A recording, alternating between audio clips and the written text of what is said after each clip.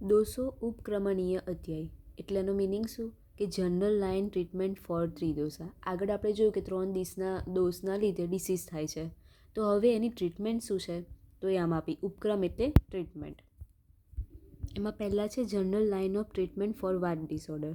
તો વાત ડિસઓર્ડર માટેની ટ્રીટમેન્ટ શું છે, તો કે વાતસ્ય ઉપક્રમ એટલે કે વાતના ટ્રીટમેન્ટ આ, તો કે સ્નેહ સ્વેદ સંશોધનમ મૃદુ. સ્નેહ એટલે ઓલિએશન, સ્વેદ એટલે સ્વેટિંગ સુડેશન થેરાપી, સંશોધન એટલે પ્યોરિફિકેશન થેરાપી આવે જે શોધનવાળી એ, મૃદુ એટલે માઇલ્ડ.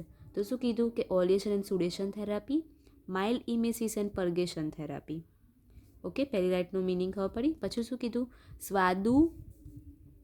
સ્વાદુ અમ્લ લવણ ઉષ્ણાની ભોજ્ય અન્ય અભ્યંગમ મર્દનમ. તો એનો મિનિંગ પછી લખવાનો કે આપણે કેવું ફૂડ લેવું જોઈએ, તો કે સ્વાદુ અમ્લ લવણ રસવાળું અને ઉષ્ણવીર્યવાળું.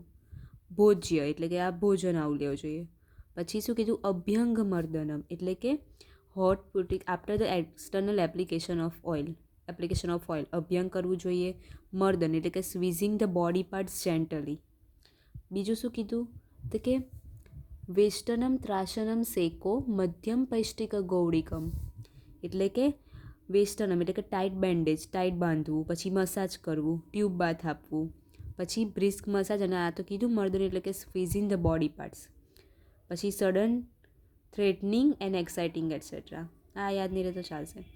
પછી મધ્યમ પૈષ્ટિક ગૌડિકમ એટલે કે મધ્ય આપવાનું. તો કેવું, તો કે આલ્કોહોલ પ્રિપેર ફ્રોમ પેસ્ટિક એટલે કે કોર્નફ્લોર એન્ડ જે મકાઈનો લોટ હોય ને એ એન્ડ ગુડ જેગરી ગોળ એ બંનેને મિક્સ કરીને આલ્કોહોલ બનાવવાનું. મધ્ય એટલે આલ્કોહોલ, પેસ્ટિક એટલે મકાઈનો લોટ અને ગુડ એટલે જેગરી. પછી શું કીધું, તો કે સ્નિગ્ધ ઉષ્ણા બસ્તયો બસ્તી નિયમ સુખશીલતા. તો એની લીટી લખવાની, પછી મિનિંગ લખવાનું કે શું, તો કે મેડિકેટેડ એનિમેટા બસ્તી આપવાની કે કેસાનથી, તો કે સ્નિગ્ધ અનક્યુટસ મટીરિયલ અને હોટ સબસ્ટેન્સથી. પછી શું કીધું, તો કે દીપને પાચને સિદ્ધા સ્નેહચ અનેક યોન્ય એટલે શું, તો કે oleating substance of different sources should be process with અગ્નિ દીપન એન્ડ આમ પાચન દ્રવ્ય. દીપન આમ કરતા હોય એવા ડ્રગ્સ આપવાના, બરાબર. પછી છેલ્લે શું કીધું કે વિશેષાન મેધ્ય પિશિત રસ તેલ અનુવાસનમ સ્પેશિયલી અનુવાસન વસ્તી આપવાની. બસ્તી 2 હોય, આસ્થાપન બસ્તી ને અનુવાસન બસ્તી. તો અનુવાસન બસ્તી આપવાની શાની જોડે, તો કે with the use of gingelly oil and mutton soup. અનુવાસન બસ્તી આપવાની જિંજીલી ઓઇલ એન્ડ મટન સૂપથી બનાવી, બરાબર.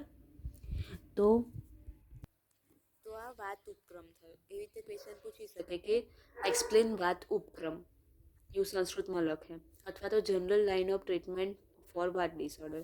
બટ આ યાદ રાખવાનું છે. આવો ક્વેશ્ચન લખી દે કે વાત ઉપક્રમ એક્સપ્લેન કરો, અને આ પહેલાં શ્લોક લખવાનો છે. શ્લોક લખીને પછી એનો આન્સર કેવી રીતે લખવાનો છે કે પહેલાં આ લીટી લખી કે વાતસ્ય ઉપક્રમ સ્નેહ સ્વેદ સંશોધન મૃદુ, તો પછી એનું મિનિંગ લખવાનો, અથવા તો એક વર્ડ લેવો હોય તો એક વર્ડ લેવાનું કે સ્નેહ સ્વેદ સંશોધન મૃદુ એટલે આ 2 લખવાનું. પછી સ્વાદુ અમ્લ લવણ ઉષ્ણાની ભોજ્ય, તો કે આવું ફૂડ્સ લેવાનું. આવું સંસ્કૃતમાં વર્ડ લખવાનો છે. અહીંયા પહેલાં સંસ્કૃતમાં લખવાનું એ, પછી એનું ઇંગ્લિશ લખવાનું છે. તો આ મેથડ આમાં લખવાની છે એ રીતના. કોઈ બીમાં તો શ્લોકનું મિનિંગ એવી રીતે જ લખવાનું કે અહીં સંસ્કૃત વર્ડ અને એનું પછી English description. Direct English description નથી લખવાનું. તો એક આ વસ્તુ ધ્યાન રાખજે. તો આ થઈ ગયું વાતનું.